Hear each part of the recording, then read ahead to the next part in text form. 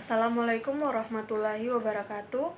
Perkenalkan, nama saya Nur Aziza dengan NIM A1J118020 dari kelompok 2. Video ini merupakan tugas laporan dari mata kuliah Anatomi dan Fisiologi Manusia yang diampu oleh dosen Bapak Mustamin Balumbi SPD MSc dan asisten pembimbing praktikum WOD Siti Hajar Fauzia. Judul praktikum yaitu Sistem Saraf Volunteer. Baik, langsung saja saya akan menjelaskan tentang pengertian saraf. Sistem saraf adalah sistem organ yang meregulasi atau mengatur sistem-sistem organ yang lain. Sistem ini mengontrol tubuh baik terhadap otot-otot, kelenjar-kelenjar, dan organ-organ. Seluruh aktivitas tubuh dikendalikan oleh sistem saraf pusat. Sistem saraf pusat terdiri atas otak dan sumsum tulang belakang. Nah, selanjutnya fungsi sistem saraf. Fungsi sistem saraf adalah sebagai penerima informasi dalam bentuk stimulasi, memproses informasi dalam bentuk stimulasi, memproses informasi yang diterima, dan memberi respon atau reaksi terhadap stimulasi.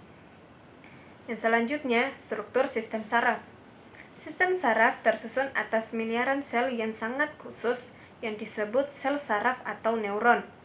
Setiap neuron tersusun atas badan sel, dendrit, dan akson atau neurit. Badan sel merupakan bagian sel saraf yang mengandung nukleus atau tersusun pula sitoplasma. Dendrit memiliki struktur yang bercabang-cabang dengan berbagai bentuk dan ukuran. Akson merupakan penjuluran panjang dan kebanyakan tidak bercabang. Nah, selanjutnya jenis-jenis sistem saraf kranial. Nervus cranialis atau saraf kranialis atau nervi craniales adalah saraf-saraf yang keluar langsung dari otak dan batang otak. Pada manusia terhadap 12 pasang nervus cranialis yang itu bisa dilihat pada gambar. Yang pertama adalah olfaktori. Saraf olfaktori lah yang berperan dalam penciuman atau penghidup saraf tersebut mengirim informasi dari hidung ke otak terkait bau yang ada di sekitar terletak di foramina penciuman. Nah, yang kedua adalah optik. Saraf optik masuk ke dalam saraf kranial yang berperan dalam sensori. Hal ini karena saraf optik mengirimkan sinyal visual dari retina mata ke otak sehingga kita bisa mengenali objek. Yang ketiga, okulomotor. Saraf okulomotor memiliki dua fungsi motorik, yaitu mengontrol fungsi otot serta respon pupil di mata. Saraf ini lah yang mengatur 4 dari total 6 otot yang ada di sekitar mata kita. Otot-otot tersebut akan membantu mata Anda bergerak dan fokus terhadap objek tertentu. Saraf okulomotor juga membantu mengontrol ukuran pupil sebagai respon terhadap cahaya yang diterima mata.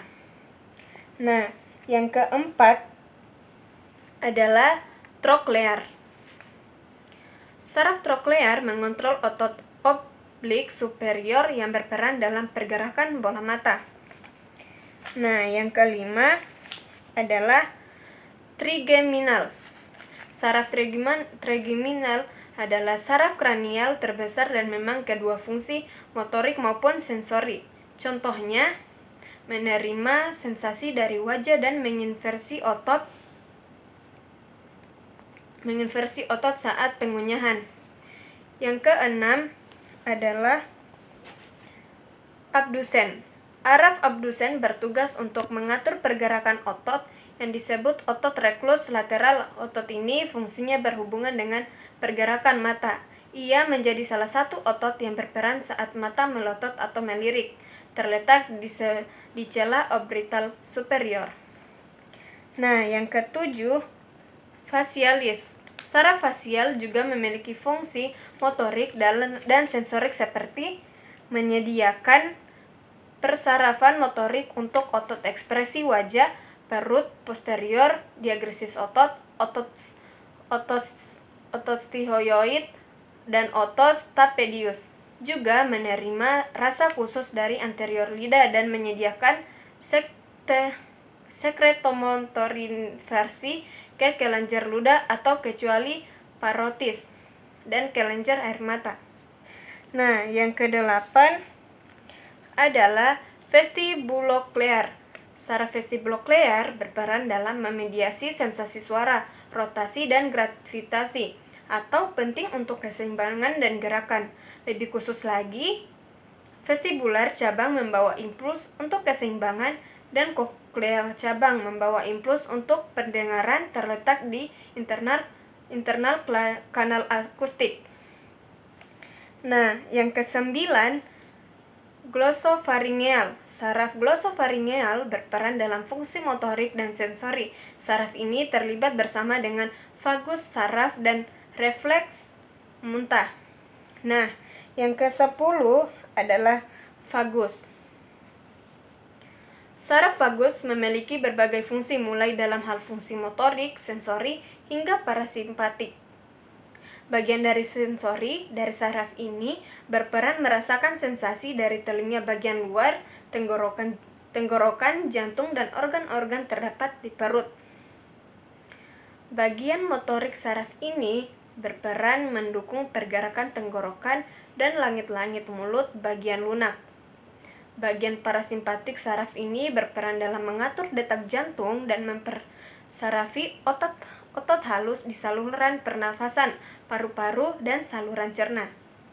Nah, yang ke-11 adalah aksesorius.